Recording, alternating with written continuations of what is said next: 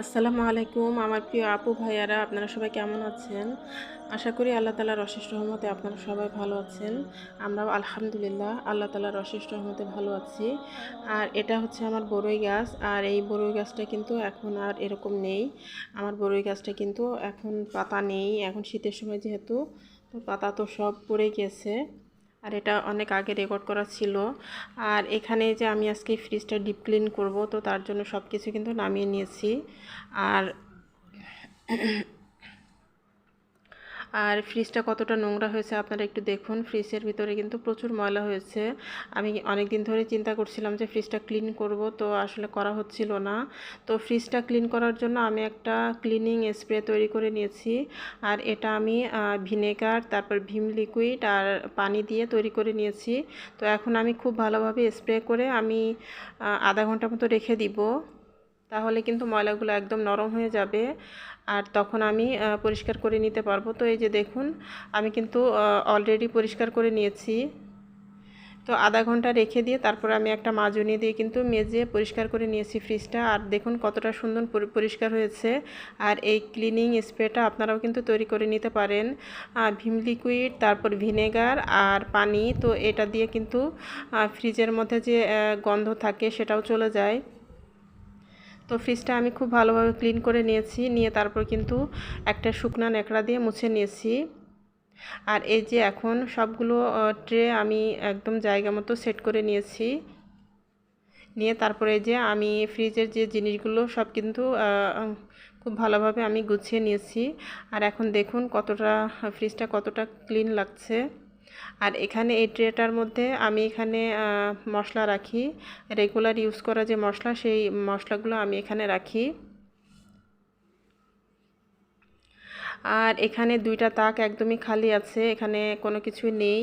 আর আমি কিন্তু ফ্রিজ থেকে অনেক কিছু বাদ দিয়েছি, যেহেতু যেগুলো আমার ইউজ করা হচ্ছিল না সে ধরনের খাবার আমি কিছু বাদ দিয়েছি। আর এই তো এখানে আমি কাঁচামরিচ, ধনিয়া পাতা এগুলো রেখেছি। আর এখানে যে ডিম রেখেছি দরজার সাথে। আর এখানে যে বাদাম কিশমিশ যেগুলো আছে, জায়ফল জয়ত্রী, আর এখানে কিছু বাদাম আছে। তো যেগুলো খুব প্রয়োজনীয় সেগুলোই রেখেছি, আর বেশি গ্যাঞ্জাম করিনি। আর এখানে যে দুইটা ওয়াটার বটল রেখেছি, যেহেতু এখন গরমের দিন চলে এসেছে। আর এখানে যে ভিনেগার আছে, অ্যাপেল সিডার ভিনেগার আছে। আর এখানে এটা নর্মাল ভিনেগার। তো এই তো খুব সিম্পলভাবে কিন্তু আমি ফ্রিজটাকে এখন গুছিয়ে নিয়েছি। আর এখন কিন্তু অনেক খালি লাগছে। আর ফ্রিজটা দেখেই কিন্তু অনেক শান্তি লাগছে এখন। আসলে ফ্রিজ কয়েকদিন পর পরই অ্যাটলিস্ট মাসে একবার ক্লিন করা উচিত, কিন্তু আমার ফ্রিজটা অনেক দিন ধরে ক্লিন করা হচ্ছিল না। তো ফাইনালি আজকে ক্লিন করে এখন অনেক ভালো লাগছে। আর এটা হচ্ছে ডিপ ফ্রিজটা। তো এটা হচ্ছে এই ডিপ ফ্রিজে আমি মাছ মাংস সেভাবে সেরকম একটা রাখি না। এখানে মশলা, তারপরে এখানে যে আমার ফ্রোজেন জলপাই, ফ্রোজেন, তারপরে টমেটো, তারপর যে মশলাপাতি সেগুলোই বেশিরভাগ আমি এখানে রাখি, আদা রসুন। আর আমার যে বড় ডিপ ফ্রিজ আছে সেখানে আমি মাছ মাংস মূলত সব কিছু রাখি। আর এখানে যে হালকা পাতলা কিছু জিনিস রেখেছি, বাচ্চাদের খাবার, তারপর চিকেন নাগেট, চিকেন সসেস, তো এগুলোই আমি রাখি। আর এই তো এক নজরে আপনাদেরকে আরেকবার একটু দেখিয়ে দিই ফ্রিজটা এখনও কতটা খোলামেলা আর পরিষ্কার লাগছে ফ্রিজটা। আর আমার এই ফ্রিজটা কিন্তু অনেক আগের ফ্রিজ। তো মাশাল্লাহ অনেক লাস্টিং করছে, খুব ভালো সার্ভিস দিচ্ছে। এটা শার্প ব্র্যান্ডের ফ্রিজ। তো এই তো ফ্রিজ ক্লিনিংয়ের পর সারাদিনে আর কোনো কাজকর্ম, কোনো কিছু রেকর্ড করা হয়নি। তো সন্ধ্যার পরে আমি আবার শুট আর আবার একটু ভিডিও করতেছি। তো এখানে যে আমার সন্ধ্যার পরে আমার হাজব্যান্ড বাসায় এসেছেন, তো ওনার জন্য আমি একটু নাস্তা রেডি করে নিতেছি। আর আসার পথে উনি কলা আর বড়ই এনেছেন, তো ওনাকে বড়ই আর কলা দিলাম, আর সেই সাথে এক গ্লাস দুধ দিয়ে দিলাম। তো এগুলো দিয়ে উনি নাস্তাটা করে নেবেন। আর এখন আমি রাতের জন্য রান্না বসিয়ে দিব। তো রাতের রান্না বান্না সেভাবে আসলে ওইভাবে আর শেয়ার করছি না। আর আজকে রাতে লেয়ার মুরগিটা রান্না করব। আর আগের কিছু তরকারি আছে সেগুলো দিয়ে আর লেয়ার মুরগি রান্না করলে হয়ে যাবে রাতের বেলা। তো আর আগামীকাল শুক্রবার, তো আজকে বৃহস্পতিবার রাত্রে আমি ভয়েস ওভার করতেছি।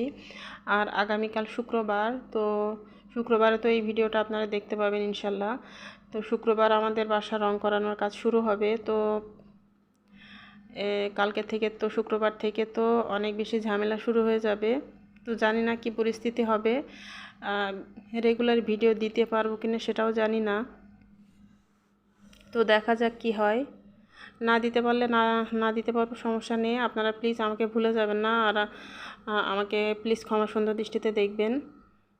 আর ভিডিওর এ পর্যায়ে প্রতিদিনের মতো সেই কথাটাই আপনাদেরকে মনে করিয়ে দিই যে আমার ভিডিও যদি আপনাদের কাছে ভালো লাগে তো আমার ভিডিওতে একটা লাইক দিয়ে ভিডিওটি দেখবেন প্লিজ।